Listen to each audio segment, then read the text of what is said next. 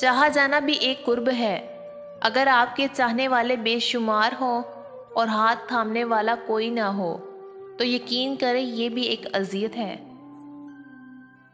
जब कोई इंसान अंधा हो जाए तो उसको हर दूसरे इंसान का किरदार गंदा नज़र आता है और वो अपने किरदार से ऐसे मोहब्बत करता है जैसे एक मर्द खूबसूरत औरत से।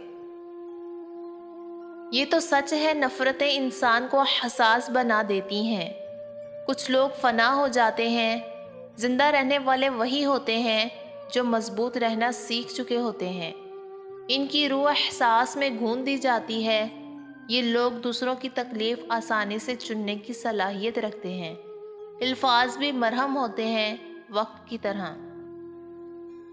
दुनिया के सबसे तेज और अंदर तक चीर फाड़ देने वाले हथियार लफ्ज़, जुबान और लहजा है।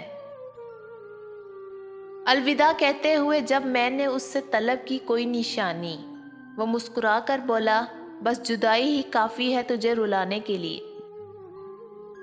जब आपको लगे कि आपके अल्फाज अपनी तासीर खो चुके हैं तो खामोश हो जाना चाहिए। शायद कि आपकी खामोशी असर कर जाए।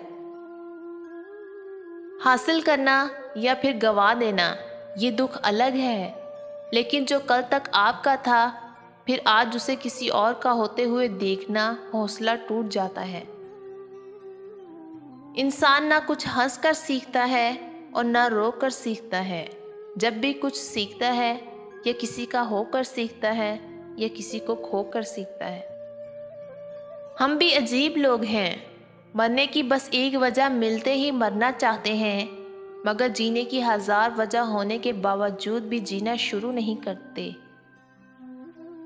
मर्द के किरदार की खुशबू पाकर ही औरत मर्द की तरफ माइल होती है और इसकी मोहब्बत में मुब्तला होती है।